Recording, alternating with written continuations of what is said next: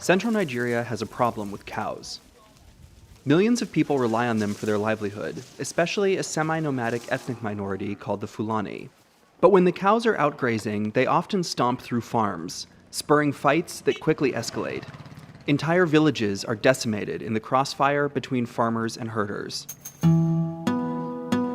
The countryside is strewn with the ruins of communities from both sides of the conflict. Over the last decade, Nigeria's farmer-herder conflict has killed thousands and displaced tens of thousands. In some years, it's been responsible for more deaths than the Islamic insurgents of Boko Haram. You have communities that are striving to survive, and then all of a sudden they are against each other, killing and maiming and destroying.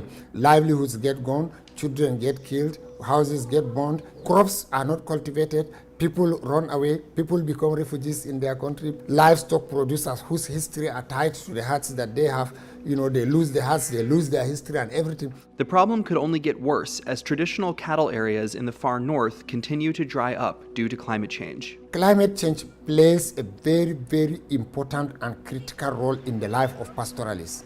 And it has been the pushback factor that has pushed pastoralists more from the Sahelian areas and drier savanna areas to other parts of the country. In response, some Nigerian states are considering a controversial approach to peace building, a ban on all cattle grazing. Here in Benue State, a ban went into effect on November 1st.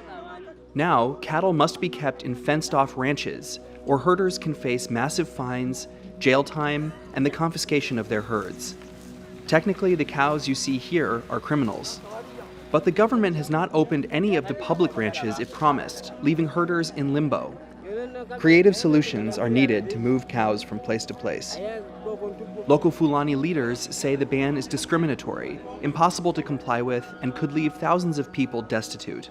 They say nobody should go out with a cattle. Somebody who has about 1,000 cattle, you want him to put them in fence. While there is no grass, how can he put them? And where will you get the grass to feed the 1,000 cattle? Gololo says it's little more than an effort to drive Fulani out of the state.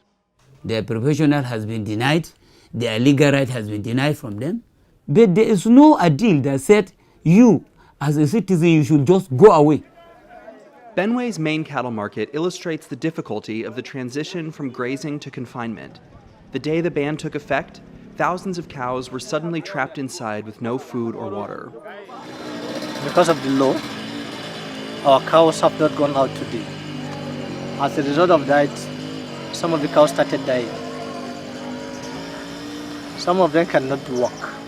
Keeping the cows fed without grazing is a crippling expense. If you're going to feed a cow a day, you spend not less than 1,000.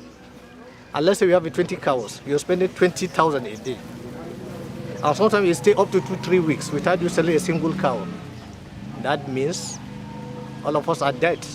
Very, very sad. All of us, there are a lot of people that are even contemplating leaving the town. Even some, believe me, in 1 month time, you will experience the case of suicide in this our market. We have no any other way of livelihood. That is the only way we live on. If you say they're not going out, they start dying, we have no means of feeding yourself and your family, then what's the next? We live and die here. Some Fulani, like Saleh Tambaya, made the decision to flee Benue with their herds.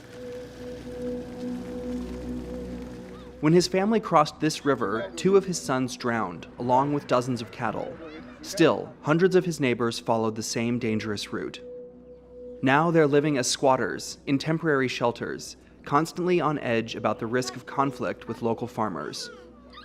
Benue's grazing ban is an attempt to adapt natural resource laws to the warming world.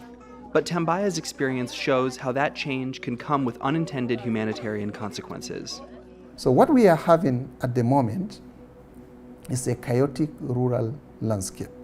Rather than the Nigerian state, the institutions, to sit down and take a thorough analysis and come out with pragmatic mechanisms for dealing with rural insecurity, we are now going on to make restrictive policies that tend to punish or tend to eliminate the livelihoods of a critical sector of the Nigerian economy, the livestock producers. Saminu Muhammad is a Fulani who decided to stay in Benue State. He lives in fear of vigilante groups deputized by the government to enforce the ban, but he and his family have nowhere else to go.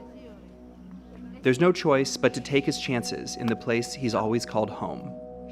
I think they're just creating a scenario for chaos, a scenario for civil disobedience, a scenario that will result into more conflicts rather than resolving conflicts.